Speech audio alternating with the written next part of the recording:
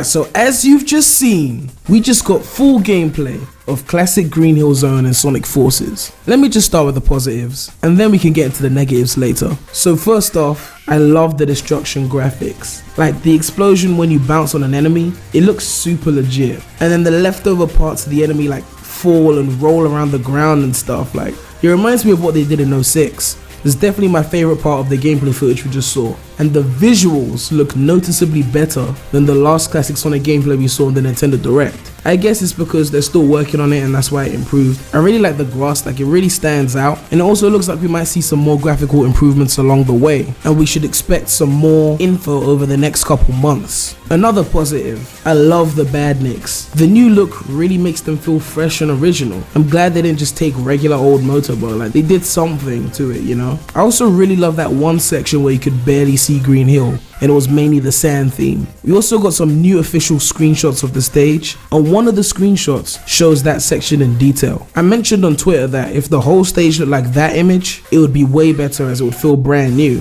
I just feel like Sonic Team need to trust their original ideas and not rely on nostalgia. I also like the fact that they made original music. Although to be honest, the music didn't really grab me. It sounded like some kind of Japanese love song or something. It wasn't bad, but it was really forgettable. That being said, I'm glad they're using a similar sound font to the Sonic 4 soundtrack, because Sonic 4 soundtrack is actually one of my favorite Sonic soundtracks, and I appreciate the Splash Hill Zone melody reference as well. I also noticed that Sonic used the drop dash in this gameplay footage, and I'm happy they did that because after seeing it in Mania, I thought it'd be a good addition for Sonic Forces. And it also looks like they've improved the spin dash. It looks way less OP compared to classic Sonic in Generations. Now, the level design is alright, it's possible, but as someone who has a 3D bias, there isn't really anything you can do to get me hyped for a fully 2D playstyle that tries to emulate the classics. And even if we're talking 2D, my favorite 2D Sonic game is Sonic Rush, which means I liked that game more than the classics. Now, I don't hate the classics, but I'm not as big on classic Sonic gameplay as others are. But I still acknowledge that the level design here looks good for those fans who want that kind of thing. That being said, there's a few gripes I have about the level design that I'll get into in a minute. Right, so now that we talked about the positives, let's get into the negatives. First negative is it's still Green Hill. Like, I'm not going to get into detail on this because I've already covered this in the previous video. Secondly, the momentum seems a little bit off. Like, for example, when you bounce off the badniks, it feels like you should be getting more momentum than what you actually get. And it feels like Sonic is stiffer than he is in the classics. Back on the topic of level design, I don't like the springs that pop up out of nowhere. The first time I saw this was in Sonic Lost World, and I didn't like it there either. I also don't like the dash pad before the loop. I know they did that in Sonic 2 as well, but thankfully it wasn't overused in the entire game. So I guess if they don't overdo these automation elements in the game, then I guess it's fine. I hope I'm wrong, but I have a bad feeling that this supposed classic Sonic twist that they were talking about is the sand in the background. I just hope this formula isn't carried out throughout all of classic Sonic stages. I don't want the next stage to be Marble Zone mixed with water or Hydrocity Zone mixed with lava or something. Just please use original assets, Sonic Team.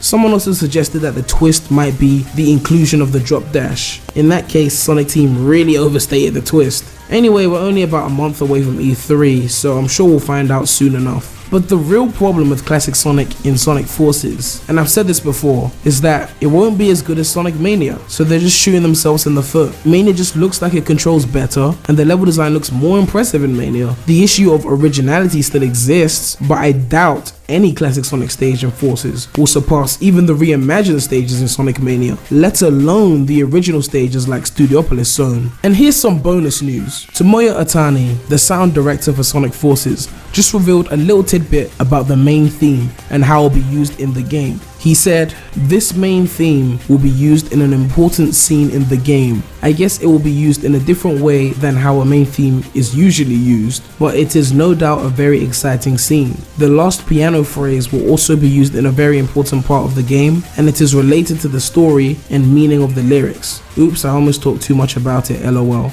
I don't really have much to say about this. I mean, I love the main theme of Sonic Forces, and I'm sure the vocals will be great as well once we hear them, so I'm excited to hear the different little remixes of it in the game. That being said, they said it'll be used in a different way than how the main theme is usually used, and that pretty much sounds like how the main theme of a Sonic game is usually used. They kind of sprinkle it throughout the main game. Like if you played 06, like his world was different versions of his world that you heard within the game and whatnot. Maybe it is something different. I mean, we won't really know until we play it fully, I guess. So I guess they have to surprise me. But anyway, man, let me know what you guys think of all this info. I think from what we've seen so far, Classic Sonic's gameplay is passable. I just hope he has fewer stages than the other two characters. But yeah, that's all I have to say right now, so Daremy out.